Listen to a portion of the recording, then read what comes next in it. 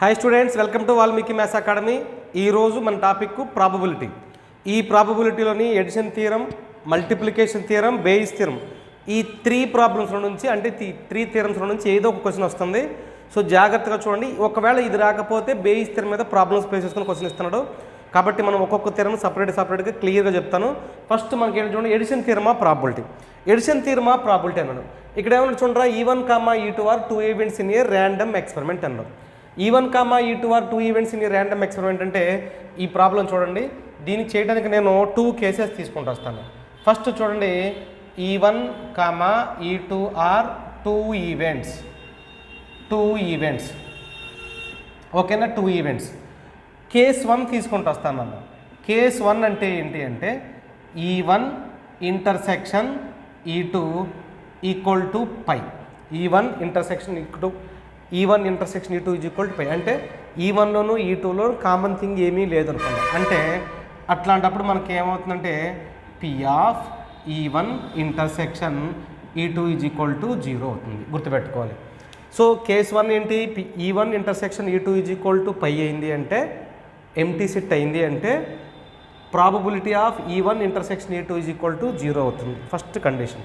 So దానికి మనకి diagram ఎలా ఉంటుందంటే ఒకసారి చూడండి. రెండిట్లో కామన్ థింగ్ ఏమీ లేదు అంటున్నాడు. అంటే ఇది E1 అనుకుందాం, ఇది E2 అనుకుందాం, రెండు సపరేట్గా ఉంది. రెండిట్లో కామన్ థింగ్ ఏమీ లేదు, డిఫరెంట్గా ఉంది. ఇప్పుడు నేను P of E1 union E2 తీసుకుంటూ వస్తాను. That is equal to, union ఉంటే ఏం రాయొచ్చు మనం, P of E1 plus P of E2 రాయొచ్చు. P of E1 plus P of E2. Same దీన్ని ఎవరు అర్థం చూడండి, P of E1 plus P of E2 minus 0 రాస్తాను. దాని మూలంగా వాల్యూ మారదు కదా. సో దాని మూలంగా వాల్యూ మారదు కాబట్టి రాసుకుంటూ వస్తాను. That is equal to P of E1 plus P of E2. Okay, next minus. మరి 0 అంటే మన దగ్గర ఏమైనా వాల్యూ ఉందంటే చూడండి, ఇక్కడ ఉంది కదా, P of E1 intersection E2. P of E1 intersection E2. So టోటల్గా ప్రాబిలిటీ ఎవరద్దాం మనం, P of E1 union E2 equal to P of E1 plus P of E2 minus P of E1 intersection E2. So case 1 prove అయిపోయింది. ఇప్పుడు case 2 చూద్దాం అన్న. Case 2 చూద్దాం. Case 2 అంటే ఏంటో చూద్దాం. కేస్ 2 అంటే ఏముంది, E1 ఇంటర్సెక్షన్ E2 ఇందాక పై అని ప్రూవ్ చేసాం. ఇప్పుడు నాట్ ఈక్వల్ టు పై అని తీస్తున్నాను. ఓకేనా, పై అని తీసుకున్నాను. ఇక్కడ ఏమన్నాను, నాట్ ఈక్వల్ టు పై. దీనికి ఒక డయాగ్రామ్ గీస్తాను చూడరా. దీనికి ఒక డయాగ్రామ్ గీస్తాను.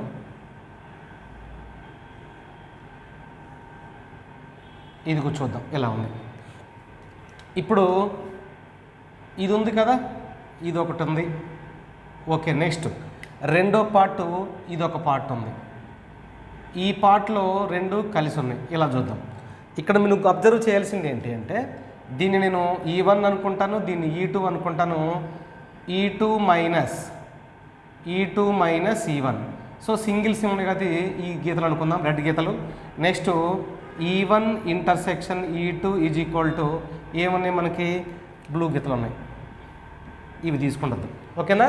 సో దీని నుంచి మనకి ఏంటి అంటే E1 ఇంటర్సెక్షన్ ప్రాబిలిటీ తీసుకుంటూ వస్తాను. ఒక్కసారి చూద్దాం. మనకి E1 యూనియన్ E2 తీసుకుంటూ వస్తాను. E1 union E2. ఈ E1 యూనియన్ E2ని ఏం రాయొచ్చో చూద్దాం ఒకసారి. దట్ ఇంప్లైస్ E1 యూనియన్, దీన్ని E2 మైనస్ E1 రాయొచ్చు. చూడండి, E2 మైనస్ E1. సో ఇక్కడ మనకు అబ్జర్వ్ చేయాల్సింది ఏంటంటే, E2 మైనస్ E1 అంటే టోటల్గా దీంట్లో ఏముంది మనకి, E1 కదా. E2లో నుంచి E1 తీసేస్తే మిగిలిన మొత్తం ఏమవుతుంది మనకి, E1. సో ఇది గుర్తుపెట్టుకోవాలి. E2ని ఇక్కడ రాస్తున్నాను. E2ని ఏం రాస్తాం, E2 minus E1.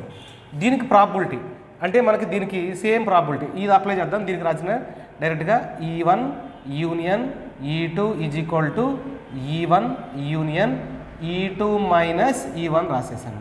E2 minus E1 both sides probability function apply చేస్తాం. అంటే ఎవరద్దాం, P of E1 union E2 రాశాను. Same P of E1 union E2 minus E1 రాశాను. E2 minus E1. Okay, right. దీని తర్వాత దట్ ఇంప్లైస్ ఇక్కడ రాస్తున్నాం చూడండి, P of ఈ1 యూనియన్ ఈ2 దట్ ఈజ్ ఈక్వల్ టు దీన్ని పి ఆఫ్ ఈ1 యూనియన్ అంటే ప్లస్ రాయొచ్చు. నెక్స్ట్ పి ఆఫ్ దీన్ని ఏం రాద్దాం మనం ఈ2 మైనస్ ఈ1 రాయొచ్చు, ఈ2 మైనస్ ఈ1. సో నేను ఈ ఈ2 మైనస్ ఈ1 ఎలా రాస్తానో చూడండి. ఈ2 minus that is equal to P of ఈ2 ప్లస్ పి ఆఫ్ ఈ2 మైనస్ ఈ1 ఇంటర్సెక్షన్ ఈ2 అని రాయొచ్చు. ఈ1 ఇంటర్సెక్షన్ ఈ2 దేన్ని రాశాను ఈ2 మైనస్ ఈ1 ఏం రాశాను నేను ఇక్కడ చూడండి. ఈ2నేమో ఏం రాశాను చూడండి, ఈ ఈ2నేమో ఈ2 మైనస్ ఈ1గా రాశా. ఈ ఈ2 మైనస్ ఈ1 ఏం రాస్తాను నేను ఈ2 మైనస్ ఈ1 ఇంటర్సెక్షన్ ఈ2గా రాసుకుంటూ రావచ్చు. అంటే మనకి ఏమవుతుంది దట్ ఈజ్ ఈక్వల్ టు గుర్తుపెట్టుకోవాల్సింది పి ఆఫ్ ఈ1 ప్లస్ పి ఆఫ్ ఈ2 మైనస్ పి ఆఫ్ ఈ1 ఇంటర్సెక్షన్ ఈ2. సో టోటల్గా ప్రాబిలిటీ అంటే దేర్ ఫోర్ పి ఆఫ్ ఈ1 యూనియన్ ఈ2 is equal to P of ఈ1 ప్లస్ పి ఆఫ్ ఈ2 మైనస్ పి ఆఫ్ ఈ1 ఇంటర్సెక్షన్ ఈ2. సో కేస్ 1 కేస్ 2 ఈ విధంగా ప్రూవ్ చేయాలి. కేస్ 1 ఈజీగానే వచ్చింది. కేస్ 2 ప్రూవ్ చేసేటప్పుడు ఈ2ని డిమోర్గన్ లాస్ ప్రకారం మనం 3 సెట్స్ తీసుకుంటే ప్రూవ్ చేసుకుంటూ రావచ్చు. ఈ2ని ఏం రాయొచ్చు ఈ2 మైనస్ ఈ1, ఈ2 మైనస్ ఈ1 ఏం రాయొచ్చు ఈ2 మైనస్ ఈ1 ఇంటర్సెక్షన్ రాయగలిగితే చాలా ఈజీగా వస్తుంది ప్రాబ్లం. ఓకే.